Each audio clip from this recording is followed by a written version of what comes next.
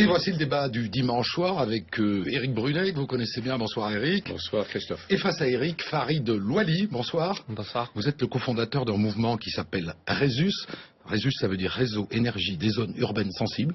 Et c'est un mouvement d'habitants des banlieues qui a décidé de se faire entendre et de faire entendre la voix des habitants de banlieue. On va commencer par parler des attentats de Copenhague, qui sont, ça saute aux yeux, une réplique parfaite des attentats de Paris. Je voudrais savoir quels enseignements est-ce que vous tirez de cette répétition et des événements qui se sont déroulés ces dernières heures. Éric Brunet. La réitération, c'est un vrai sujet, la réitération. La réitération, elle signifie à ceux qui sont devant leur télévision qu'on n'était pas dans un accident, dans un acte terroriste isolé. Nous le savions, bien évidemment, on le savait que ce n'était pas un acte terroriste isolé, Charlie Hebdo.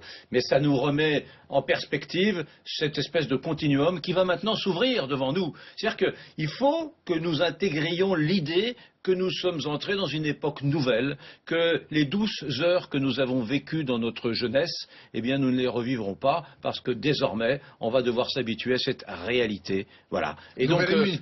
Nouvel ennemi. Nouvel ennemi. Alors, la tragédie, c'est que dans les verbatims des politiques, on entend, oui, nous sommes en guerre contre les terroristes, c'est vrai, sauf que c'est pas une guerre, comme on l'entendait jadis, avec une déclaration de guerre et un armistice à la fin.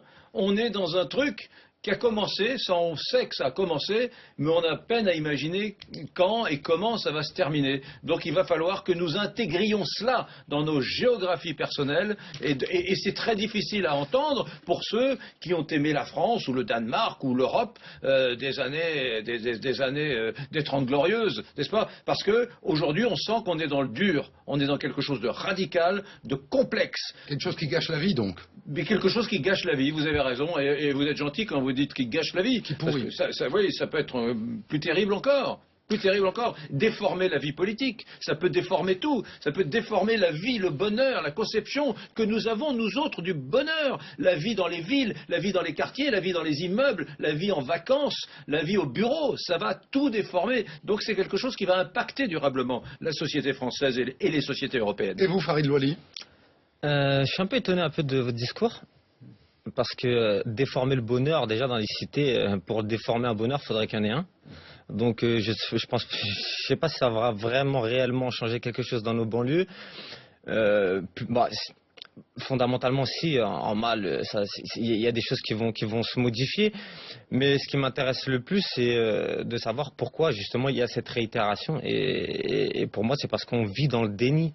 Et d'ailleurs, ce qui m'a intéressé, c'est que le déni de quoi? Le déni justement de la réalité du terrain. D'ailleurs, c'est pour ça qu'on a fait ce collectif Résus, qui est issu d'acteurs du terrain de différentes villes, de Grigny, Sarcelles, les Ulysses, avec différents acteurs très connus sur le terrain, justement pour dénoncer cette réalité qui ne passe pas sur les plateaux télé. On parle, parce qu'aujourd'hui, parler de ce qui se passe réellement, le pourquoi on en arrive là, parce que c'est ça la question, pourquoi on en arrive là, sans réellement parler des acteurs. Pourquoi? Rentrons dans le dur. Je vous pose la question d'ailleurs, pourquoi on ne passe pas la réalité? Pourquoi aujourd'hui, quand on parle d'islamophobie, des problèmes sociaux, de pourquoi ces jeunes se radicalisent, on invite des gens comme Fadel Amara, des gens qu'on ne connaît plus en fait sur le terrain? On est intrigué par ça.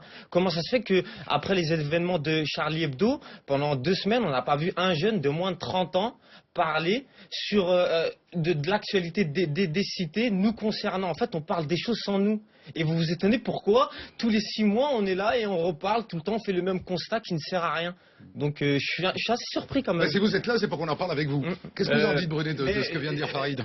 C'est intéressant, sauf que ce qui s'est passé, les actes terroristes, ne convoquent pas de façon directe la souffrance sociale en banlieue, puisqu'on parle de terrorisme. On parle d'actes terroristes, donc bien évidemment tout est lié, tout est dans tout. Mais enfin, là en l'occurrence, ce qui est intéressant, c'est pas la situation sociale difficile en banlieue, c'est comment des gens sont passés à une situation de guerre terroriste avec des kalachnikovs et vont tuer des citoyens de leur propre pays. C'est ça qui me... Oui, c'est très intéressant ce que vous dites. Et j'y vois pas de lien direct. Il y a toujours un facteur qui déclenche en fait tout ça. Non mais il y a toujours eu de la souffrance en banlieue. Évidemment. Aujourd'hui, je vais prendre un exemple qui a rien à voir, mais par exemple quand Zidane a mis un coup de tête à Materazzi, on a sorti toute une histoire du pourquoi il a mis un coup de tête, expliquer les raisons familiales, pourquoi et quand il se passe des choses aussi graves, on va pas chercher à comprendre pourquoi. Et le pourquoi? Pourquoi, il est très simple. Aujourd'hui, on veut enfermer ces jeunes dans une idéologie religieuse, comme si ils avaient quelque chose à défendre, alors que pas du tout. Ces gens-là, on les a oubliés totalement. Et ça fait des années et des années. On le répète et on le répète, et apparemment, ça passe pas. Donc, qu'est-ce qu'on peut faire si ce n'est essayer de faire ce qu'on peut avec les petits moyens, comme par exemple demain, c'est ce qu'on va faire, cette réunion qu'on va faire avec des médias, justement pour mettre discuter des réalités avec les médias et des vrais acteurs du terrain, pour mettre la réalité sur le terrain. Et vous allez voir, d'ailleurs on vous y invite demain, si vous êtes présents, c'est sur Asnières-sur-Seine, et vous allez voir la réalité. Il y a un décalage énorme. Alors j'ai un deuxième sujet à vous proposer qui va permettre, Farid, de vous positionner. On découvre à l'occasion à la fois de la profanation des tombes juives aujourd'hui et de cette répétition d'attentats que de plus en plus de juifs de France quittent ce pays. Les juifs de France ont été le premier fournisseur de migrants en Israël en 2014 et on annonce que 15 000 juifs de France vont migrer vers Israël en 2015. Est-ce que vous acceptez l'idée que les juifs puissent quitter ce pays pour se réfugier en Israël? Je ne l'accepte pas pour plusieurs raisons.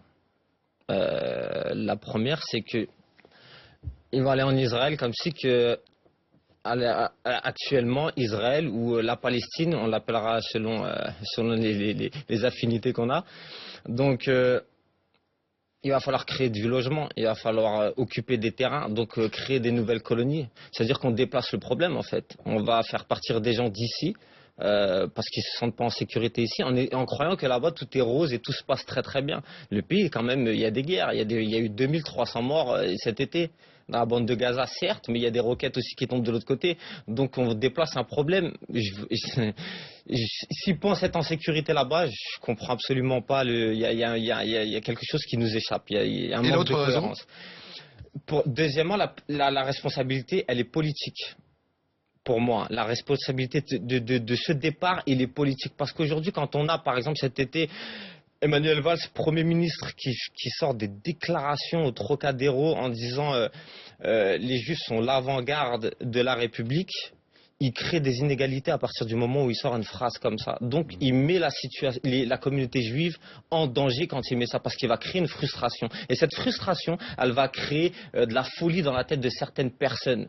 Et il va falloir vraiment l'entendre. Les déclarations, comme tout à l'heure Estrosi, qui dit que le problème est un problème avec l'islam, c'est ça le réel problème dans les banlieues. Ce sont les déclarations irresponsables des hommes politiques. Il va falloir qu'on se le dise une bonne fois pour toutes ça. Parce que vous cassez tout le travail qu'on fait sur le terrain.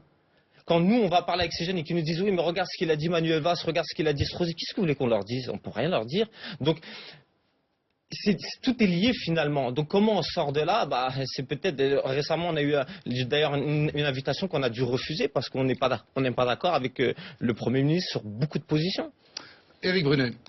Moi je comprends les Juifs qui partent. Bien évidemment c'est pas souhaitable. Moi je pense que les Juifs font partie de l'équation française depuis longtemps. On sait qu'au début du 19e siècle, on disait dans l'Europe entière « heureux comme un Juif en France ». La France a une tradition d'accueil des Juifs qui est multiséculaire, on va dire, et qui est vraiment... Mais aujourd'hui, qu'est-ce que vous voulez qu'on fasse ? Qu'est-ce que vous voulez qu'on fasse? Bien sûr que Netanyahou est dans son rôle quand il dit « Juifs d'Europe et Juifs de France, venez en Israël ». Je vous rappelle que précisément Israël, dont on contestait la naissance avant-guerre, a été accepté par la communauté internationale parce qu'après la Shoah, après la tragédie des Juifs d'Europe, eh bien, il s'est imposé comme un refuge. Aujourd'hui, il y a des pays d'Europe qui n'arrivent pas à protéger leurs Juifs. Bon, Et il est normal, par conséquent, que Netanyahou dise « Venez, nous essaierons de vous aider ». Voilà, il est dans son rôle politique. Maintenant, bien évidemment, la France est aussi dans son rôle lorsqu'elle dit « Mais non, amis juifs, restez, tout va bien, vous faites partie de la richesse nationale, comme toutes les minorités de ce pays font partie de la richesse nationale. La France est dans son rôle, mais pardon, être juif aujourd'hui en France, c'est difficile. Je parlais tout à l'heure du raidissement, c'est terriblement difficile. Et naître juif en France aujourd'hui, c'est très compliqué. Très très compliqué. N'oublions pas que dans le monde, il y a 12 ou 13 millions de juifs seulement, autant que de Belges, et qu'en France, il y a 6 ou 700 000 juifs. Donc c'est sur le plan arithmétique, c'est pas simple. Et puis il y a bien évidemment tous ces actes qu'on voit aujourd'hui. Non, simplement, énormément de juifs sont aujourd'hui en France taraudés par l'idée du départ, de la fameuse alia du départ en Israël. Il faut le comprendre, il faut l'entendre. Ces gens sont dans une position terriblement inconfortable sur le plan intellectuel parce qu'ils sont attachés à la France. Ils ont leur mort dans les cimetières de France, et pourtant ils partent. Et ça démontre à l'évidence qu'ils vivent une situation épouvantable. Vous n'avez pas dit, Farid Louali, si en tant que Français, il vous manquerait les Juifs? Parce que je me pose pas la question. On se pose pas la question pour des bouddhistes, pour des. Je me pose pas la question de me dire est-ce que les Juifs vont me manquer ou pas. Et pour moi, ils sont français. Qu'un Français quitte la France, c'est un échec de la France. Stop, pour la ligne, il n'y a pas à se poser la question, on ne se pose pas la question de se dire est-ce que les musulmans qui partent pour l'État islamique manquent aux Français? On peut se poser la question aussi, mais on ne se la pose pas, donc je ne vois pas pourquoi il faudrait se poser la question aussi sur les Juifs. Par contre, là où je suis un peu, ça me dérange ce que vous dites, quand vous dites qu'ils sont un peu dans un confort, ils sont un peu dans une situation inconfortable intellectuellement. Laissez-moi juste vous rappeler qu'aujourd'hui, les intellectuels qui passent le plus sur les plateaux télé et tout, ne sont pas musulmans et d'ailleurs ils se font beaucoup mieux entendre que nous. Après, c'est pas une question de jalousie, c'est la réalité. J'ai aucun problème avec ça, mais je pense qu'il faut pas trop dramatiser les choses. Merci à tous les deux.